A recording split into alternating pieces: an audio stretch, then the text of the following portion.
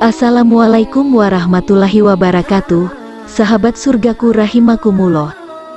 Fitnah Dajjal. Kita semua tahu bahwa kemunculan Dajjal di akhir zaman merupakan tanda akan terjadinya kiamat. Fitnah yang ditimbulkan oleh Dajjal ketika itu merupakan seberat-beratnya ujian yang akan dihadapi semua manusia di dunia. Rasulullah Shallallahu Alaihi Wasallam bersabda, "Aku akan menceritakannya kepada kalian dan tidak ada seorang nabi pun melainkan telah menceritakan tentang Dajjal kepada kaumnya. Sungguh Nabi Nuh alaihi salam telah mengingatkan kaumnya.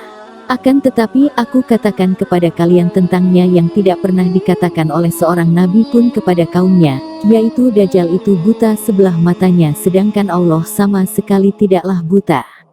Hadis riwayat Bukhari, nomor 3337, dan Muslim, nomor 169. Dalam sebuah hadits sahih dari Abu Umamah radhiyallahu anhu, Rasulullah Shallallahu Alaihi Wasallam bersabda, "Wahai sekalian manusia, sungguh tidak ada fitnah yang lebih besar dari fitnah Dajjal di muka bumi ini semenjak Allah menciptakan anak cucu Adam. Tidak ada satu nabi pun yang diutus oleh Allah melainkan ia akan memperingatkan kepada umatnya mengenai fitnah Dajjal." Dalam banyak aktivitas Dajjal yang disebutkan dalam hadis, dia tidak membantai kaum muslimin, tapi menyesatkan kaum muslimin. Ada beberapa hadis yang menunjukkan bahwa tujuan Dajjal lebih kepada menyesatkan kaum muslimin, dan bukan membantai kaum muslimin. Berikut 4 fitnah terbesar Dajjal. 1. Dajjal membiarkan kaum yang tidak mengimaninya untuk tetap hidup, tapi mereka dibuat menderita kelaparan.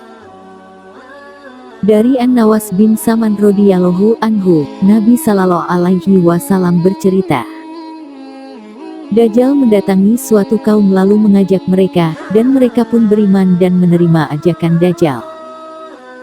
Lalu dia perintahkan langit hingga turunlah hujan, dan dia perintahkan bumi hingga tumbuh banyak tanaman. Sehingga mereka menggiring pulang binatang ternak mereka dalam keadaan punuk besar, penuh dengan susu dan kambingnya besar, serta perut mereka gemuk karena kenyang. Bagi yang mengikuti Dajjal maka akan bebas dari kelaparan, sedangkan yang tidak mengikuti Dajjal akan menderita kelaparan dan kehausan yang hebat. 2. Dajjal melarang pengikutnya untuk membunuh siapapun tanpa seizinnya. Dalam hadis dari Abu Sa'id Al-Khudri radhiyallahu anhu, Rasulullah Shallallahu Alaihi Wasallam bercerita tentang Dajjal. Dajjal keluar, lalu datanglah seorang mukmin untuk menemui Dajjal. Namun dia tertangkap oleh para penjaga markas Dajjal. "Kamu mau kemana?" tanya mereka. "Aku mau menemui makhluk yang sudah keluar itu, Dajjal," jawab si mukmin. "Apakah kamu belum beriman kepada Tuhan kami?" tanya penjaga. "Tuhan kami tidaklah samar," jawab si mukmin. Tiba-tiba ada yang menyuruh, "Bunuh dia." Sebagian menghalangi, "Bukankah Tuhan kita, Dajjal, melarang kalian untuk membunuh siapapun tanpa seizinnya?" Akhirnya mereka membawa orang itu menghadap Dajjal.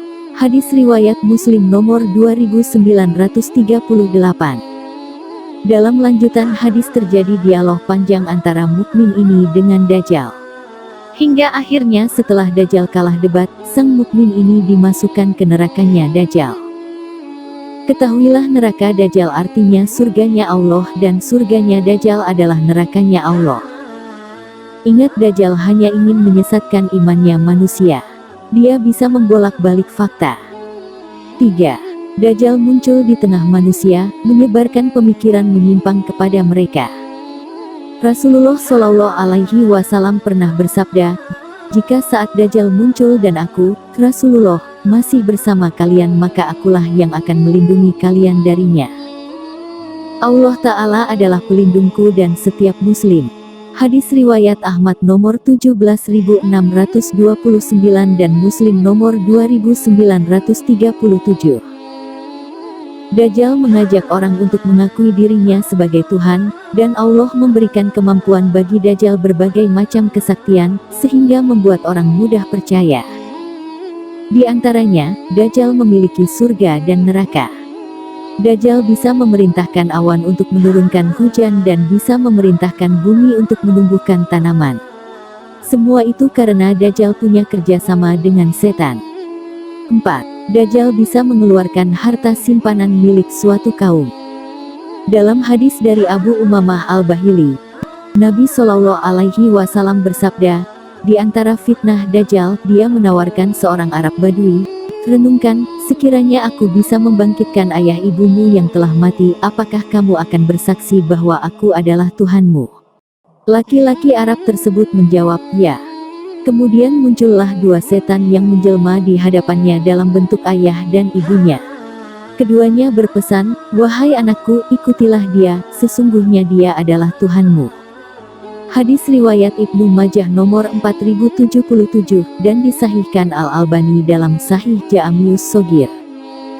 Demikianlah informasi ini kami sampaikan. Semoga menjadi wawasan yang bermanfaat untuk Anda dan menjadi bahan untuk menjadi peringatan agar selalu memperbaiki diri dan mengingatkan orang lain dalam kebaikan.